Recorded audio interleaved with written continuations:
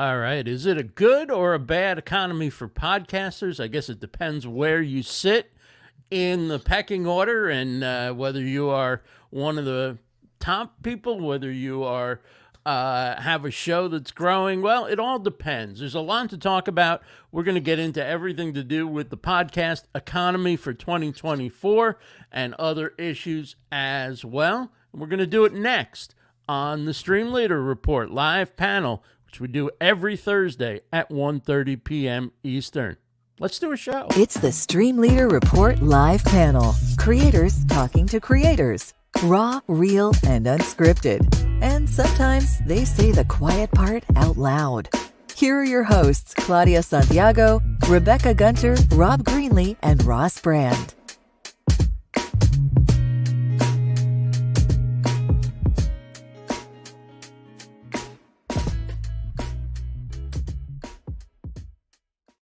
All right, hey gang, Ross Brand here for the Streamleader Report. Joining me, as always, Rob Greenlee, Hall of Fame podcaster, Rebecca Gunter, host of Business in the Raw. I should probably turn on our display names. There you go. There's everybody. All right. And Claudia won't be with us today, but she'll be back next week, hopefully, as we roll on talking about everything to do with podcasting today. We'll also get into a story about Apple Music in Europe and some fines they had to face up to. And if time allows, also Twitch is doing a redesign. We can talk about that as well. But there were some numbers on the good side. Let's start with those that caught my attention. And this probably lays it out as clearly as possible. Jason Kelce, future Hall of Fame NFL player, made $81 million during his career in the NFL. And reportedly, he will make more money as a podcaster than he did as a pro football player. Now, that's not something I thought I was going to see when I started doing podcasts. I know he's got a popular one with his brother, and his brother obviously is more popular than ever, not only because he's winning Super Bowls, but he also happens to be dating perhaps one of the most famous people in the world, in Taylor Swift. So that increases the attention on them and their podcast as well. But Rob, does this sound realistic? Does this sound like something that it could actually be happening, that he's facing a bigger windfall from podcasting than the $81 million he made in football? Yeah, I think it is. I think a terrific example of the same thing is what Joe Rogan signed for here recently, which is even quite a bit more than this. So I think it is an indication of the popular get more popular, and the popular can tap into opportunities for monetization, especially if they're at that level of brand and fame and awareness. I think it definitely is a propellant. And if they particularly portray themselves in a way that is attractive to advertisers, do they trust his content, all those kind of things, and that kind of leads into our upcoming topic too of the changes that are happening in the podcasting space around moderation, content, all those kinds of things that we've seen really kind of blossom and grow and become a significant influence in the YouTube ecosystem. Well, the article from Marca.com says that it quotes an industry person saying that it wouldn't be surprised if they signed for $100 million. Yeah, Kelce and his brother. Mm-hmm. I just remember, broadcasting being like a nice way an ex-player could make Right. some extra money, stay involved in the game. Maybe they make 6-7 figures, maybe if they're at the top of the heap. But the Right. money now that ex-players and top broadcasters are getting paid, either as podcasters or as game analysts, personalities and such, it's off the charts. I guess it got my attention first when Tony Romo retired rather than continued playing football, because he could sign a multi-year big deal as a broadcaster versus coming back and playing a year of professional football, even at a pretty good salary. It's a little bit probably a safer profession than playing NFL football. It sure is. I have a question. When we say that they're earning more money, how is that money actually being earned? As in, is this advertising dollars directly to like their media company? Does somebody else own the platform and then they get paid as personalities? Is it a sponsorship? Like, how are they like actually pocketing the revenue from this effort? ? Yeah, that's a complicated question that can come with lots of ways of actually doing that. It depends on the relationship and the deal with whoever they're working with. You know, like Joe Rogan is a good example of I think a shift from him being given money because of an exclusive relationship with Spotify to put his content, which is more of a kind of a licensing deal, to I believe this new package that he's under is more of an advertising and sponsorship or a relationship. And so directly to him and like whatever his umbrella media company is, or through a It depends network? on it depends on how he has it structured, and who he's specifically working with on the distribution side. But chances are it's probably a rev share type of relationship with him and whoever he did the deal with, which I'm not exactly sure what the entity was that did the deal with him.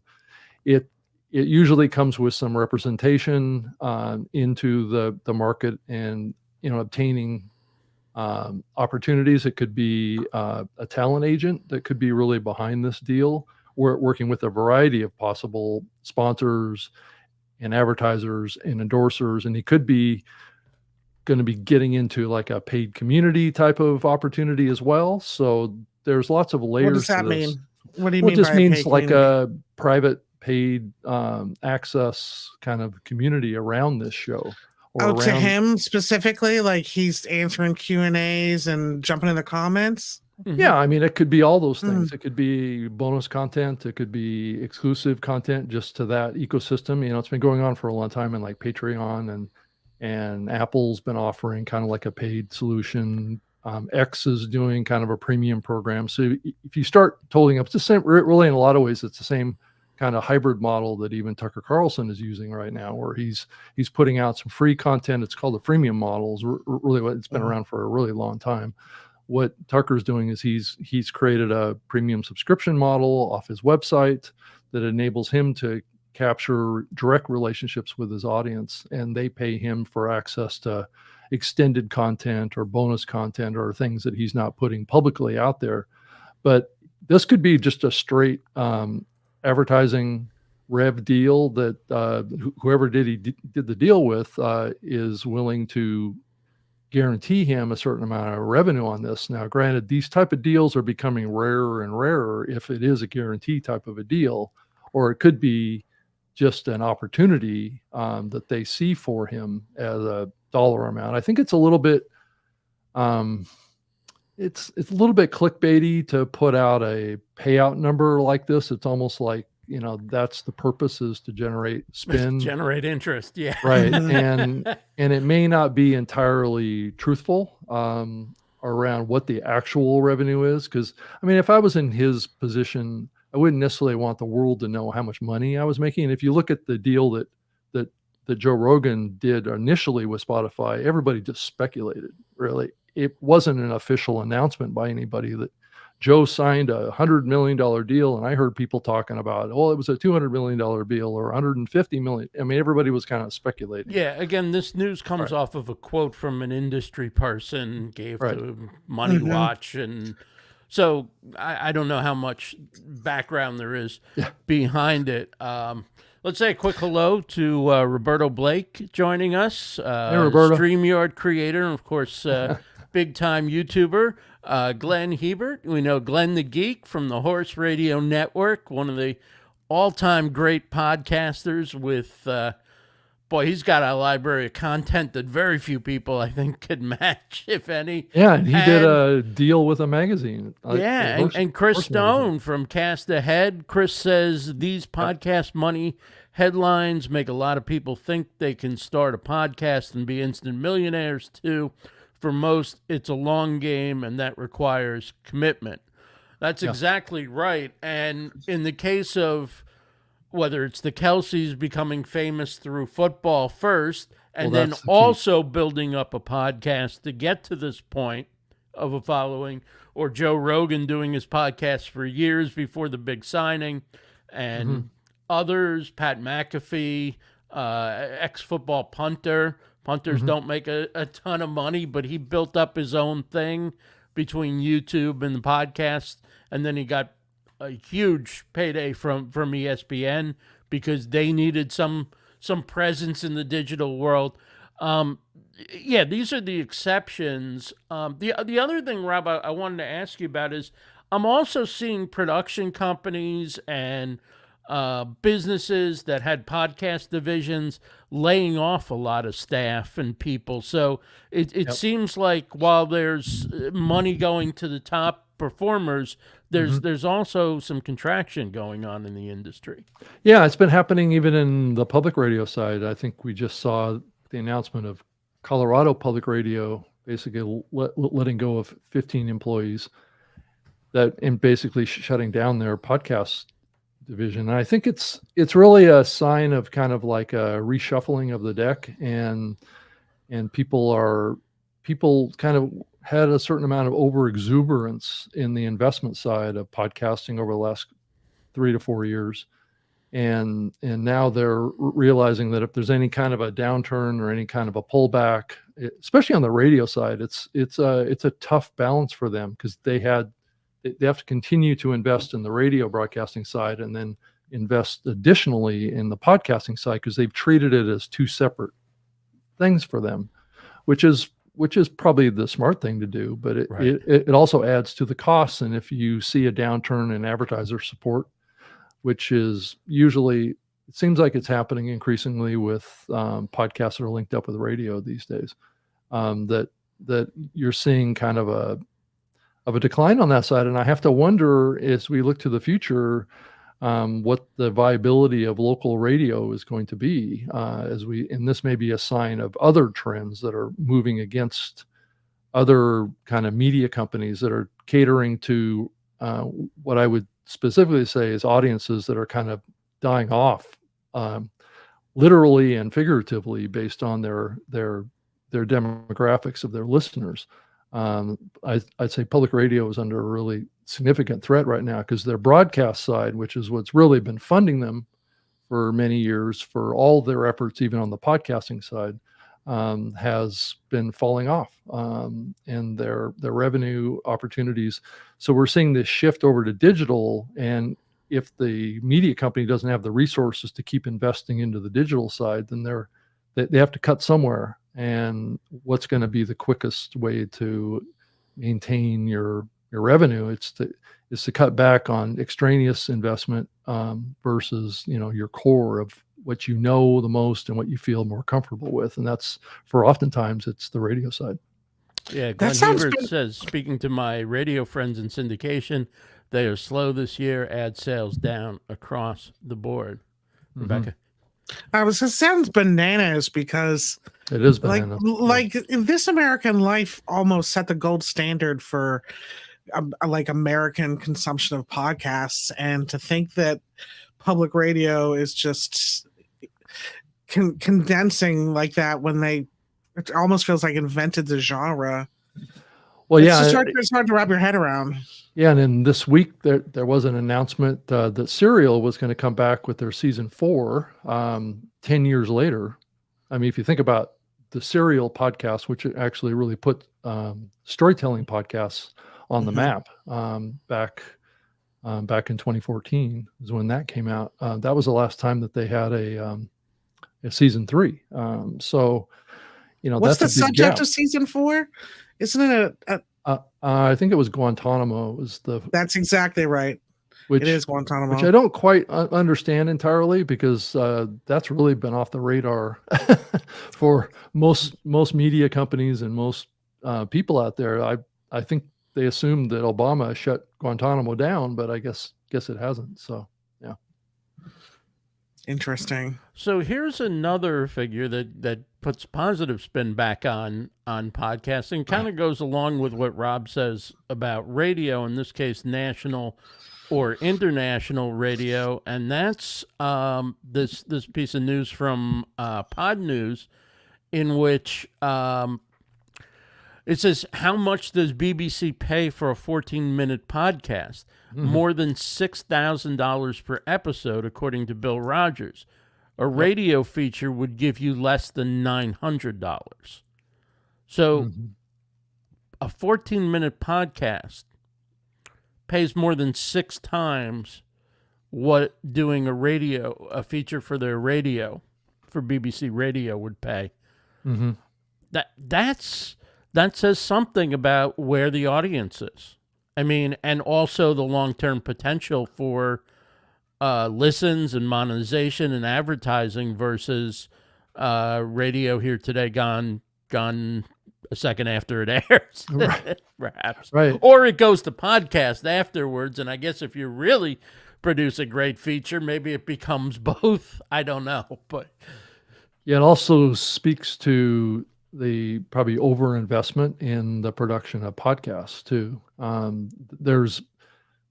There's this concept that's been around the public media space that you have to have 6 to 10 people on one project or one podcast, and paying for all that's expensive, right? Podcasting didn't start with big teams like that. Now, granted, right. big shows out there, even a great example that I use is the Mark Maron podcast. Just had Mark and his producer, and that's all that it had. And I believe Joe Rogan just has a couple of guys too. So it's not really necessary, I don't think, to have 6 or 8 people working on one podcast, and having your cost per episode be astronomical on that.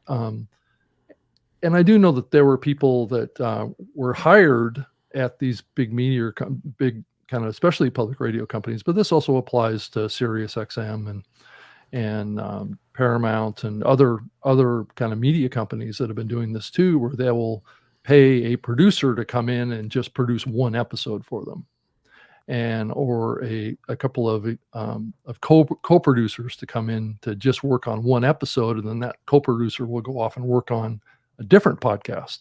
So they're basically shuffling staff amongst these podcasts, versus the more traditional model was kind of like have a host and have a producer and crank that puppy out, have the host do some work on that side on being in charge of the content, and have the producer help the production, but not do all the work. So I think we've seen this move towards more traditional media production, where a show concept is created, and then you basically staff it with talent, and you staff it with producers, and you staff it with executive producers, and all stuff, more like how television has been produced.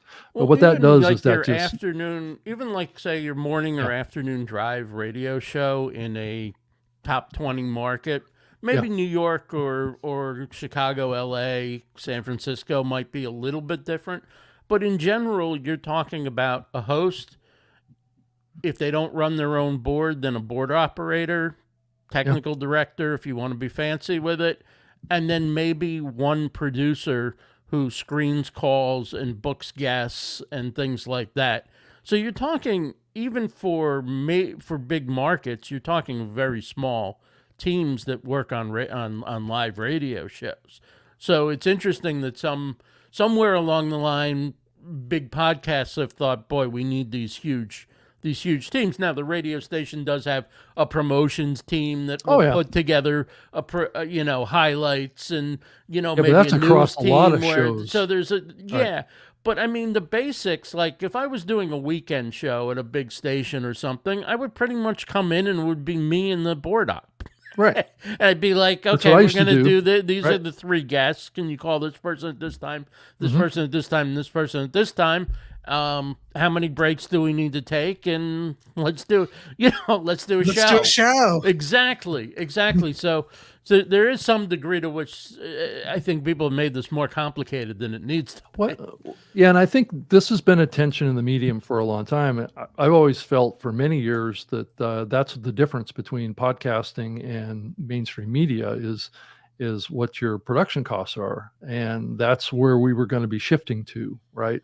And so we saw this overexuberance happen over the last 3 or 4 years, and these big media companies started to embrace their more traditional media creation models and how they were creating it, not realizing that this medium had to be treated differently, had to be treated with smaller teams, more nimble productions, and that was the path forward. And that's the precedent that podcasting set was more independent creators, more kind of smaller teams. And we're seeing this also happen with AI technology. And I mean, not to change the subject too much here, but AI technology is enabling smaller teams to do more too. So that's also part of the trend line here as well, is that these media companies have been running against the grain for all these years and not realizing the potential situation they were setting themselves up into. And that was for an economic downturn that was going to hit them really hard. Yeah, Chris, let me bring in Chris Barrows here. Says he was recently in a job where the simple fact that he was editing the podcast saved them more than $25,000 a year. That was the difference between having 2 persons work on the podcast versus 1, plus paying someone else to edit. The other thing that does make this a little different, and I did compare it to radio, but some of these podcasts, in fact, many of them have a video component as well, and in fact, maybe monetizing as much or more through YouTube and video, which does it requires somebody, if you're going to live switch a 4-hour instead of go back and cut it up afterwards. So video takes more time. It does take more of a team than audio only. I don't know if that's where, although there's a lot that small teams can do video wise today as well from studios. But that's kind of where we're at. I think they tried to recreate somewhat the TV model, perhaps, in filling out all these positions without necessarily having TV money or a need for it. Yeah, no, I agree. I think it's just taking this older model and applying it to a new medium that didn't need that model. But it probably needed to happen. It probably, I think we needed to go through that phase where the media companies learned what works and what doesn't work, what is sustainable and what isn't sustainable. I guess they had to find out the hard way, but it's unfortunate that it's caused lots of people in the industry to lose their careers and their jobs. But I also look at it from the perspective that those folks that lost those jobs and those careers maybe need to break out and start embracing the model of podcasting the way it was intended and start creating content themselves. I'm curious, when we're on this topic of podcasts, what each of you feel, and folks in the comments, is the best podcast ever made. Like, what's the GOAT? What's your favorite? Wow. Yeah, that's a tough question. There's lots of different genres in podcasting and lots of, if you were stranded on a desert island and could only listen to one podcast for the rest of your life, what would it be? The Streamleader Report Panel every Thursday at 1:30 p.m. Eastern. Oh, you stole my line. Yeah. All right. Yeah, I'm not sure actually. Let's talk about Apple. Let's talk about what's going on with Apple, Rebecca. Okay, let's do that. Shall we, Ross? Not so much. Did I jump off the hot seat quickly enough there? Put it in the comments. I want to hear folks' favorite. What's your favorite? What's the best one you've ever heard? My favorite is Heavyweight. I just think that is a beautiful storytelling podcast. How they're making money, I don't know. And it's their last season anyway, so I guess not. Okay, so Apple was recently fined $2 million by the European Union because, shocker of all shockers, it's abusing its dominance to harm music streamers. So essentially the decision found that Apple was quite covert in giving their like app users equal access to music and platforms without the added extra Apple fee. So you couldn't directly subscribe through like the Apple Music app in order. I'm not making any sense. Let's just say there's a VIG on top of through the Apple Music app itself, and consumers weren't able to access cheaper options, or that information was more covertly hidden in the fine print, and therefore was found to be kind of bullies in the playground, or a little bit greedy here by not allowing their consumers to go find some cheaper options. So this is a nice article by Forbes, but essentially their behavior was deemed illegal under EU antitrust rules. Did I ever tell you about my older iPhone, that the Apple Music app, which I never used, but it would just start playing. It was loaded with some U2 album, and it just would start playing, and it would infuriate me because it would do it like in the middle of phone calls. It would take over my audio, or like online calls, like Zooms and stuff. It would just start playing, and I couldn't figure out a way. There's no way to delete it off your phone. Yeah, wasn't that U2 album like preloaded on a bunch of you're not the only, I've heard this before, where you could not remove it. Yeah, and I mean, it wasn't very good, I don't think, but that's not really the point of it. Well, it didn't do U2 any favors. In fact, it was kind of a brand breaker for them. They've taken a lot of heat or ribbing for it, I guess. Yeah, they thought they were getting, hey, we're going to get our music, fed to everybody, but nobody likes even their favorite music fed to them while they're in the middle of a phone call. Or not to have any options, which is, I think, what this is all about, is that there were options out there where they didn't have to pay premium pricing, but Apple conveniently left that information unavailable, or the access closed. I remember getting new headphones. I remember trying everything to see how I could stop this thing from turning on. And what did you eventually do? You had to replace the device? I got a new phone. Yeah. But what did you replace it with? Another iPhone, of course. Yep. You got me locked. I'm locked into the system. Where am I going to go?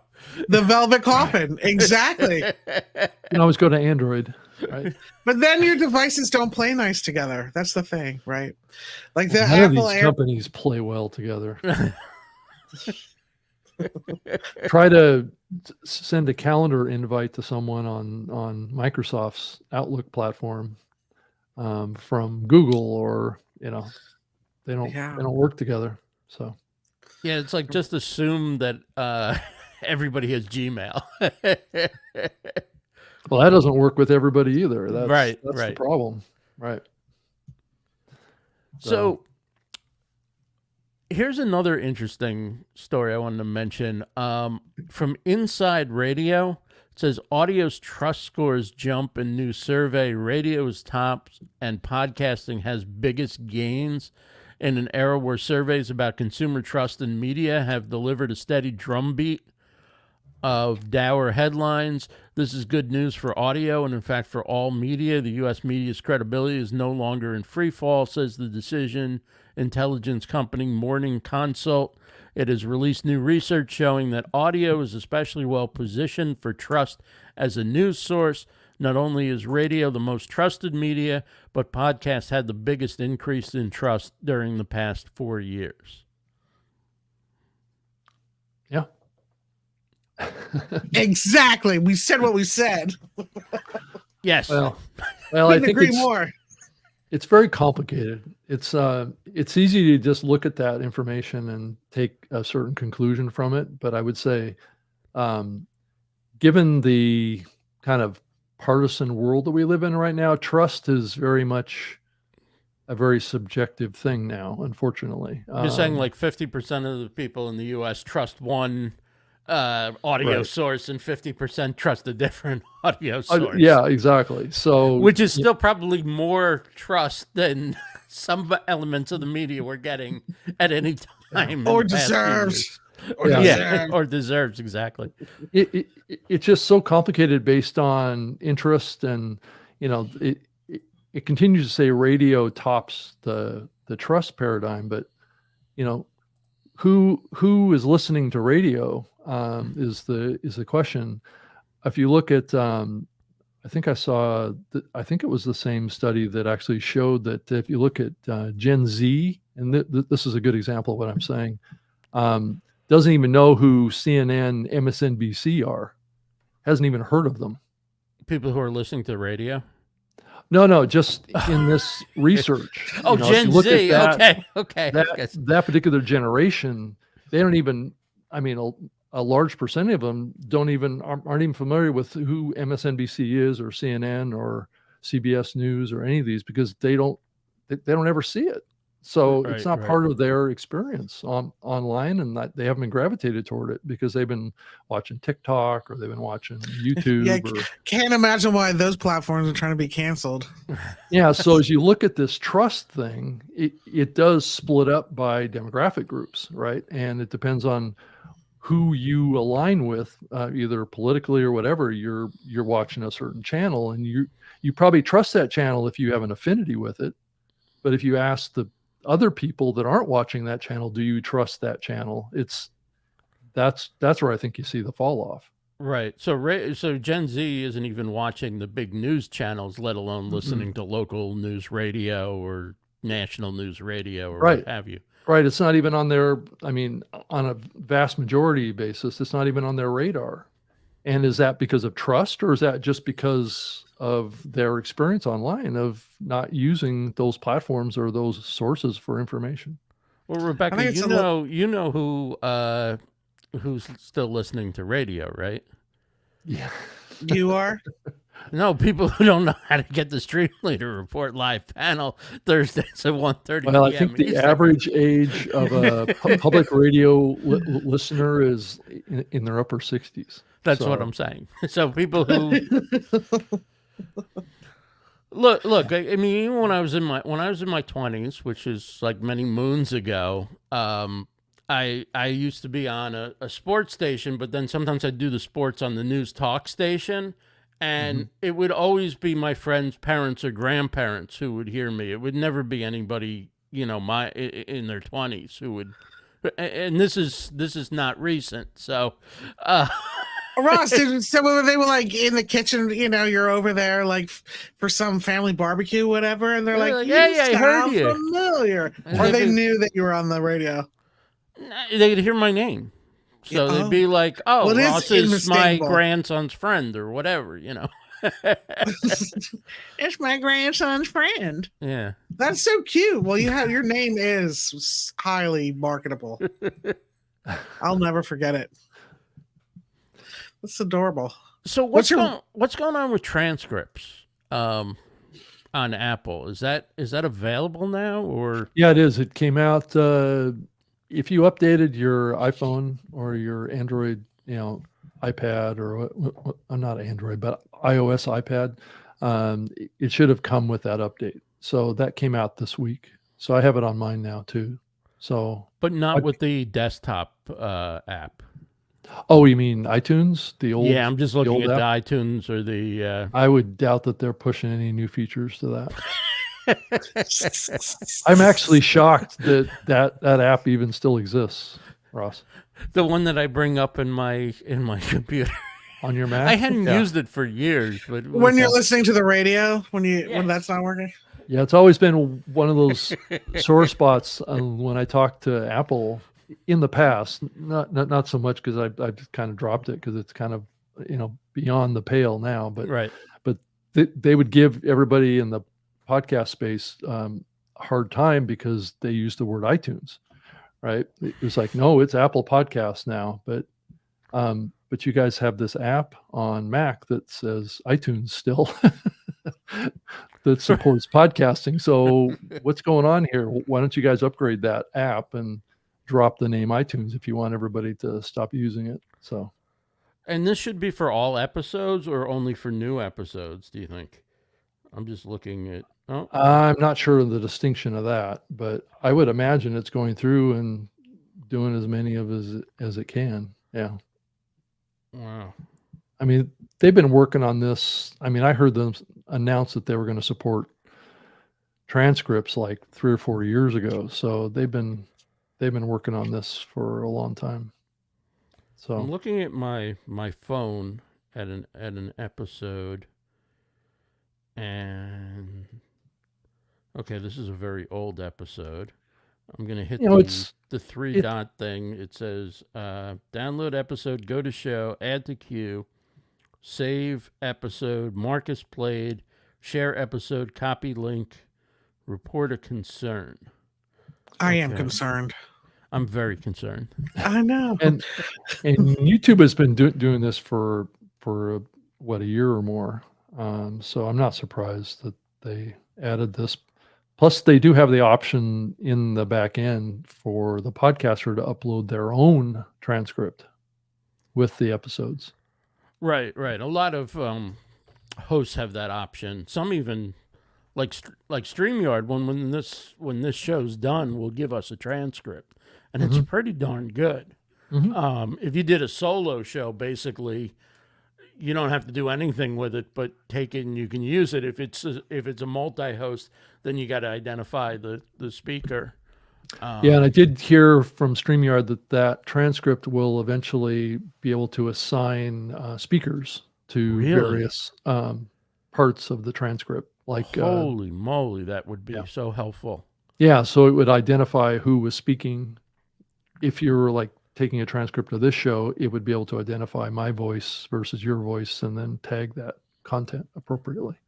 One thing you mentioned, Rob, and I wonder if either one of you are using any of these, is you mentioned AI tools that are making it easier for small teams or solo creators, whether they do editing or they do other kinds of repurposing of your content. Yeah, I mean, I think that is where it's going. I think that's how these bigger media companies need to start thinking about it. They need to start utilizing AI technology.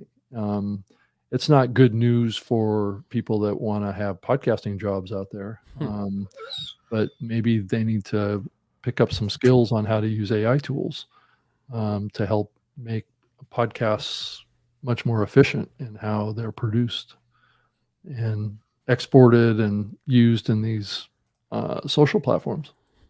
Yes.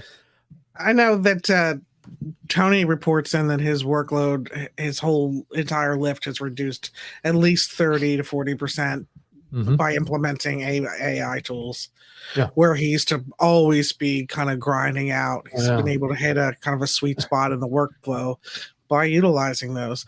They look good. They look good for a one woman brand. Like, oh, that'll be nice someday when I can export this to my social feed.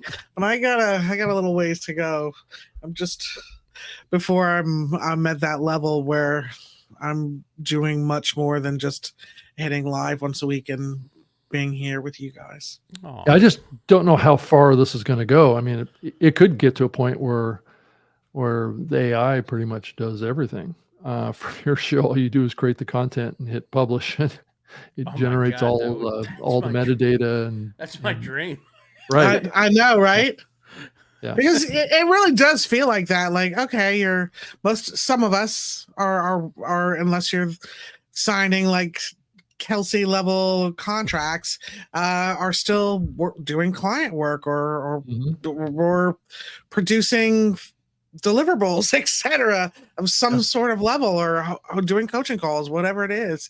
It feels like you're just kind of doing this lift of the marketing aspect of it just constantly. And sometimes it really can be like, what's it all for? Like, my God, it's like halftime. It's like halftime work, just like churning out all the show notes and the scheduling and the DDD. And I'm not anywhere near your level where that's a real serious business. It's a lot of work. It really is. And even though we talk about like ChatGPT and these tools save you time, they do and they don't, right? Because they're still not that great yet. That's some people may just take it out of the box and post it, but like even if I use those tools, I'm doing a serious rewrite. It's just to give me an idea of like, okay, I see a structure here. But like, no, I'm not just taking what comes out of the box. And so it's still a lot of time and putting in links and putting in different you still have to edit lists and things. I don't know. Or prompt it well. Or prompt it well. I've seen some where I'm like, dang, I can't even compete with that. Like if we take the transcript from a show and we take like a positioning statement and we put them all in together and we say, now be 10% more snarky, like it pretty much hits a brand voice very easily. And then I've seen others where it's like, whoa, record scratch. I thought you were, because it just kind of, it reads cartoonishly almost, where it's a little cringy. Like, so I think it really depends on the prompting as well as how you use it afterwards. Another thing I think is really powerful for is just constantly changing perspective. Like, now write this from the voice of a Disney princess. Now write this from the voice of like, a Shakespearean actor or whatever. It'll just keep iterating. Now write this from Howard Cosell. Ross, do it. Rebecca, I think I don't just perform on demand. I think Rebecca has a ghost on her screen. Have you seen this? This thing that's kind of wavering up across your camera? Oh yeah, I wonder what's reflecting.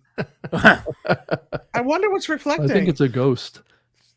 That's hilarious. Coming down and saying, oh my God, Rebecca, your presentation Claudia's... today is flawless. It's a spider web. That's what it is. Okay, it's trying to get me then. Not flawless. What is it? I don't know. It's interesting. It's like it's moving in the wind. It sure is. It's like a reflection, probably from a light. Reflections from the way we used to be. I can't even figure out. It's a direct energy weapon.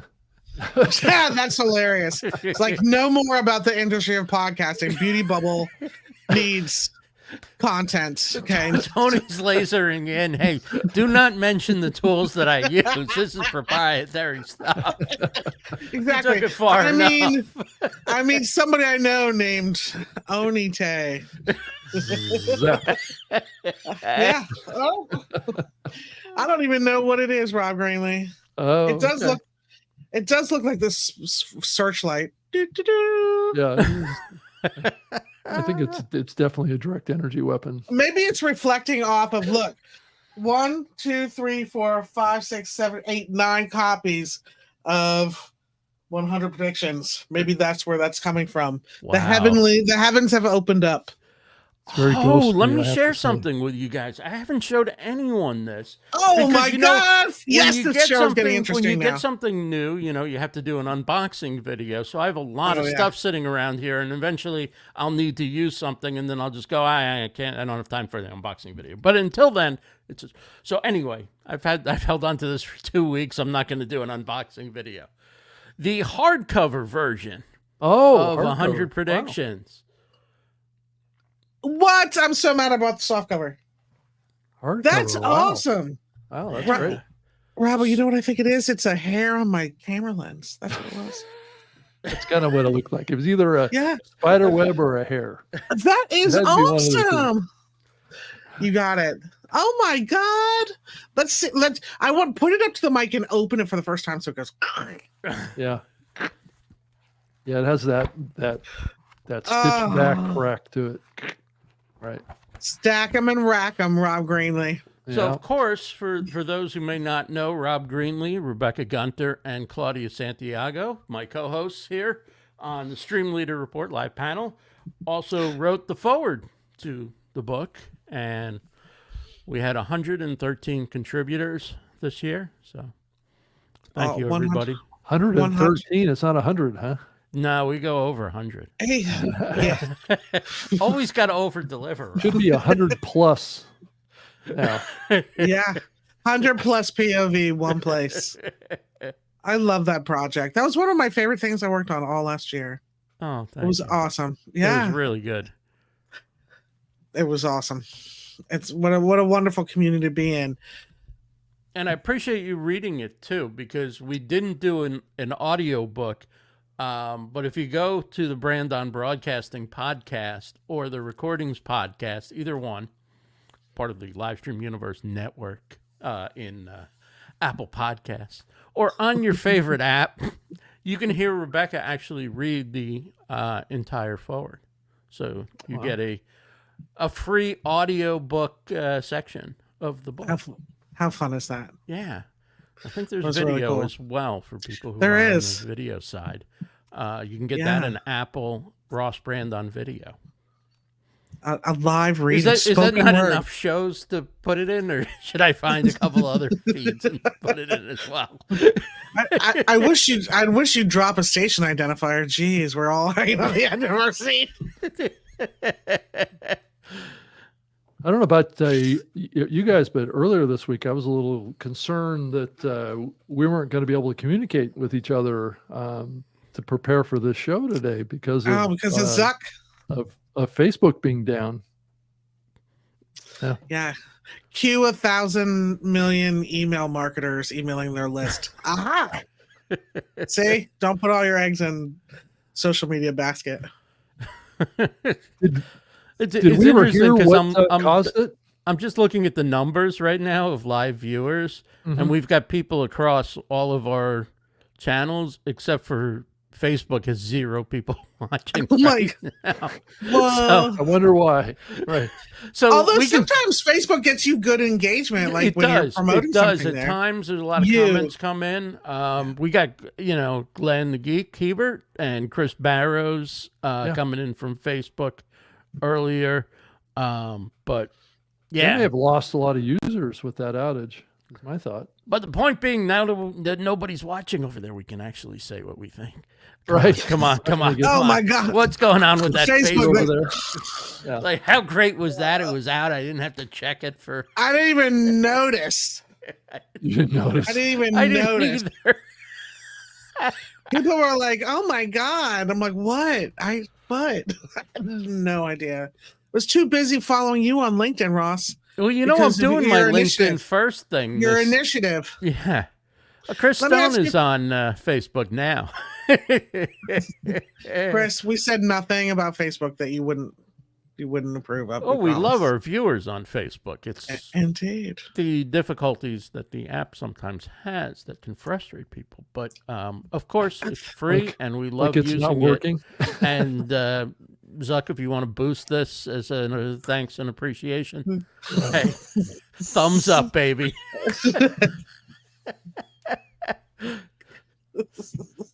It's shake and bake, and we helped.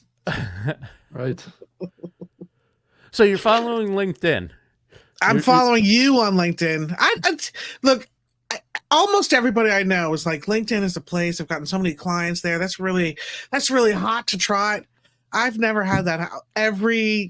Any outreach I've ever gotten from LinkedIn has been like, what would you do with 25 to 125 more qualified leads from our team of blah, blah, blahs? How to generate content without a copywriter. You didn't read that profile. Like, I don't know what to tell you. I know. But are you finding success on it? Because it feels performative to me when it's just, I don't know, more noise. Tell me to love LinkedIn. I'll do it if you say. I'm testing it out. I will, at the end of the year, I will give you some feedback on what. Right now, I'm playing around, and I'm not more than playing around, but I'm enjoying like a new community, a new platform, treating it more like, okay, this is where I go to be social rather than this is where I go when I want to cover all my bases and make sure we've promoted the show on every platform. That's what I mean about whatever. performative. Exactly. But is it going to, what are the end results going to be? I don't know. I don't know. And I have to, I'm obviously my focus will get sharper as I spend more time on it and stuff, but more time is needed before I give you like, yes, devote your life to this platform, or no, don't do it. I don't know yet. I don't know yet. Okay, but I'm enjoying the process, which is something, because I can't always say that about all social platforms. What is your favorite part about it? What's the thing that's different for I you? like doing the newsletter. I really do. I mean, I like doing the newsletter. Probably because unlike Facebook, where I'm in 70,000 groups and hardly ever check in, I'm in like one group that I'm actually active in at all. So I don't know. I'm just, it's a new experience, but I enjoy the conversations. I like the fact that there's no real politics for the most part on there. Like, that's true. It's not that I'm against people talking politics. I don't want it when I'm there to do social media and business and things like that. Yeah. So that's a nice thing. It's just a different feel. I think it's an interesting community, and it's interesting to see the social media people who've come over from other platforms, like maybe they weren't previously 5 years ago doing much on LinkedIn, and now they're doing a lot more. And I think it's a good place to have those conversations. There's certainly not the volume of content, so it's a lot more manageable to go through your notifications and things. Right. I don't think I mean, and the comments I'm embarrassed to say this publicly, but like, I don't think I've gone to my Facebook notifications and scrolled through that. Like, I just go back like, oh yeah, remember that post? Let me see if anybody commented on it, or, oh, I left a comment on Rebecca's thing. Let me see if anybody else added a but for the most part, I can't sit. It's too much. It's too much. I mean, it's like hundreds and hundreds of comments and things a day. I don't have time for that. But I LinkedIn don't know how is people like is manageable. Like, I can literally go down my notifications, or at least quickly hit the posts that I want to look at. And so it's different. It's a different volume of content than Facebook or Instagram. I'll give it to you on that. And also the comments aren't caustic. No. Like, I mean, my God. That's a nice day out. I don't have eyes. Like, it's just like... Maybe where you live, it's you. Nice. Yeah, exactly. Like, there's just like literally nothing you can say. My dog's sick, so it's not a happy day outside. I don't get to have a dog. I'm allergic. So freedom from that, for sure. Yeah, and I think normally, before I did this Facebook first thing, if I was going to open up an app, it would be, and just scroll a little bit, it would likely be Instagram, and I'd look at photos or videos. Like, I don't really do the stories that much, but I'd just scroll through my feed, whatever. I realize it's really not doing anything for me, whereas if I scroll in LinkedIn, I'm usually getting into a conversation about something substantive that, is more related to business and so forth, and so I think, again, it's a better use of my time. When you get a client from your LinkedIn activity, I'll take you to lunch. Okay. Yeah, I get contacted by people all over the world trying to pitch SaaS models and all sorts of opportunities to join communities, and it's really a pitch platform, really. You really want to say that is super interesting, Rob Greenlee. What a framing. Well, I mean, you changed my attitude just with that. It doesn't are you getting necessarily make it bad. It's just that's kind of the activity that goes on there. No, it makes a lot of sense. Platform. It's a business. Are you getting pitched, Rob, products like they want to work with you on because of your prominence in podcasting, or are you getting pitched just because somebody's going, hey, I got a new thing that lets you 10x your clients or something? Yeah, I get that too, and it's really usually mapped to the roles and the jobs that I posted to my profile, right? Right. It's like, I've got this opportunity that'll work great for StreamYard, or will work great for InSounds, or will work great for this or that in my profile of my roles, right? So it's very targeted towards opportunities related to various companies out there offering services to support. If it's, being a speaker, getting media opportunities and mainstream media and things like that, right? So if you're a media creator, it's all these things kind of bubble around that. And a lot of AI companies that are are involved in media, things like that, are constantly pitching me. And I don't mind necessarily. It's just some of them don't really do a lot of research on me before they pitch me on something, because sometimes it's completely out of alignment. Right? They'll somehow get this impression like I'm like the CEO of StreamYard or something like that. You're not. Like, you're What? not really looking at my profile very deeply, are you? You're just seeing that I'm working with StreamYard and thinking that you can pitch me investment or HR services or all this kind of stuff. So I'm constantly getting pitched for opportunities that they're targeting towards StreamYard. Right. Yeah. It's I a get full-time pitched- job being popular. I get pitched Well, like, I don't know if it's popular. I just think that the algorithm that LinkedIn has isn't as refined as it needs to be.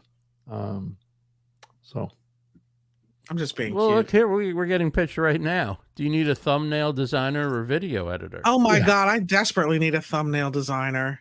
I probably spent. No, I'm serious. Like, and one for the other fingernails. I'm serious. So at me, you should see me in Canva this morning. Like, dink, dink, dink. Like, I do. plus, also, I don't know if all of you guys realize this, but on some of these platforms like Instagram and Facebook, there's like different layers of messaging that are in those things. I don't know if you guys have noticed that, where there's like messages that kind of go into this kind of deep menu Right, of, that you of never people. open, but until you Right. remember. Right. oh, I mean, there's- you don't even know that they're there. And it's like if you click a couple layers down on the messages in these platforms, there's like hundreds of messages that people have sent me that I didn't even know, or they've added me to some group discussion or something like that. And it's like, what? Why is that happening? So there's a hashtag campaign. What would Rob Greenlee do? I mean, Yeah. like, the whole movement.